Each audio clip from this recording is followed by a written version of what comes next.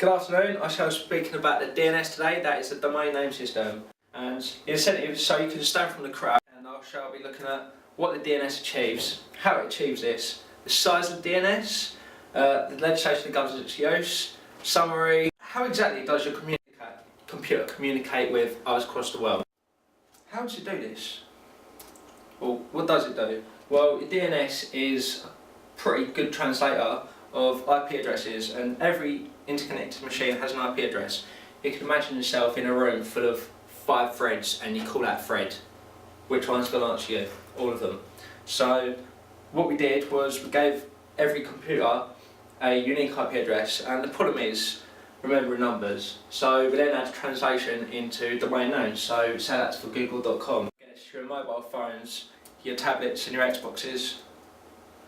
So how exactly does your DNS translate this? Through all these millions of IP addresses, and you've got millions of domain names, how do you know which one's connected to which? Well, it sort of works in a raw mail service fashion. Well, the service looks at the address from the most significant down to the least significant, so that it filters through very quickly and efficiently. In this sort of roundabout way, look into it a bit more further. So you're looking at the top row, and it goes from top to bottom, from most significant to least significant. And notice that exponentially looks closer to where you're going, more specifically.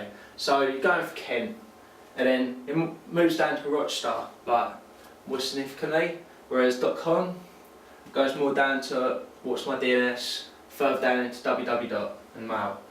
In the same way it goes from Kent to Rochester to 46 Holly Road. So how big is the DNS? Numerically, and you're roughly looking at about 4.3 million addresses worldwide. But then you can look at the user density. You're looking at roughly one device to every 100 metres square of habitable land on Earth. Or you can look at just surface area, at which point, well, it supports the World Wide Web. I hope it gives you a bit of a clue. Predictions are for 5,000 addresses for every micrometre, and if you compare it to user density we have at the moment, you can see that the DNS has got a hell of a lot of grind to do. Drawbacks on the DNS. Well, we've looked at how the DNS works in theory, however in reality it's not so great.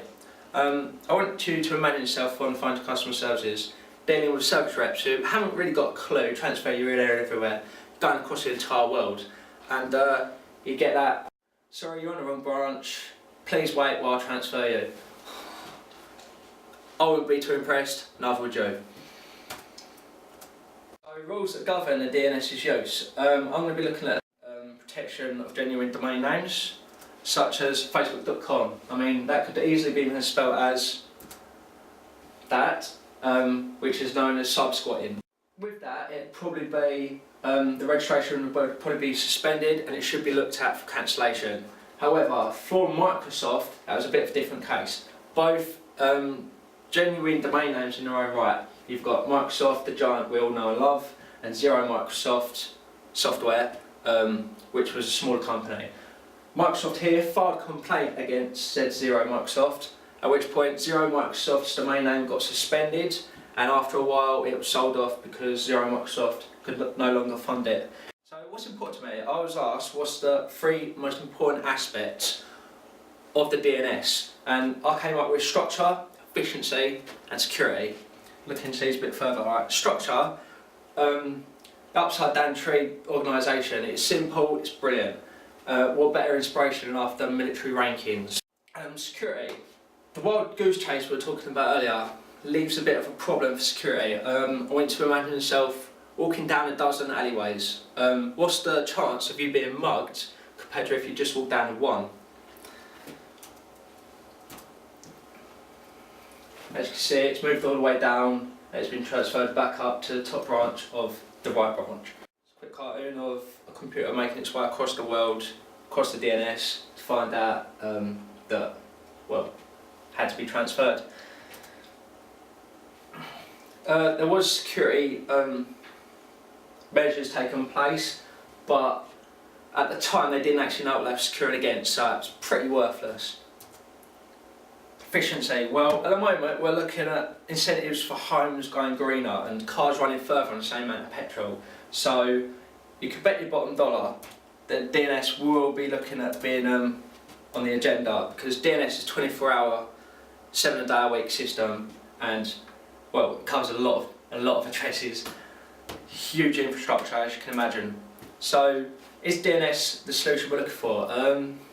It is a viable solution, but it could do so much better. It's got the potential. So if we look at this structure, I'd say it's spot on. It's got potential for great efficiency. The only drawback is it's got bottlenecks on the top level domains. Security is good enough, but that's not due to the DNS, and it could be improved just with efficiency alone.